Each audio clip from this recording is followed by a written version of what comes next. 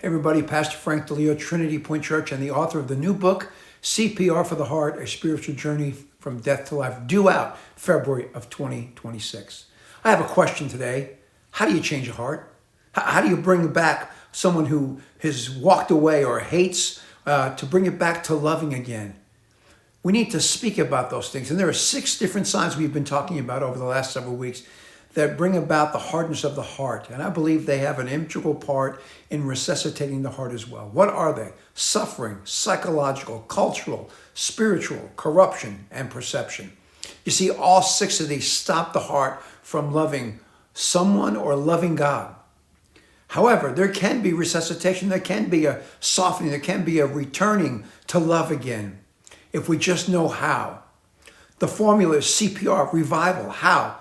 Communicate, prioritize, and revive. Those things can bring about resuscitation. Suddenly, the once that the heart was hardened towards someone or God is now pumping again and seeing life in a different way. All of a sudden, all things are new again. It's coming to the full knowledge that while we may have rejected someone, rejected God in this case, stopped loving him, God has never stopped loving us.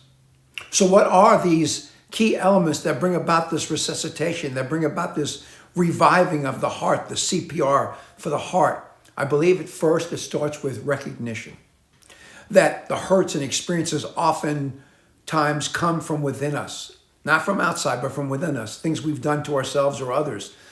Sometimes blaming others as we feel is the way out, and seeing God as that problem is the ultimate culprit. That brings about the hardness of God, but it does not change our circumstances. So what's the solution?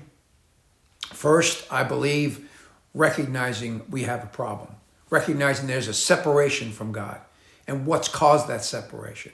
Secondly, asking for help from God first, asking to show us. Secondly, from those around us who can speak into our situation, who see a different perspective, and listening audibly to hear what's being said. Third, acknowledge the issues which often stem from past experiences, betrayals, and unmet expectations, which sometimes are most difficult.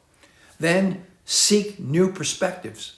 Find new ways to have joy. Find new ways to see God. Look in others to see how God's helping them to soften our heart, and ask for forgiveness. Read Scripture.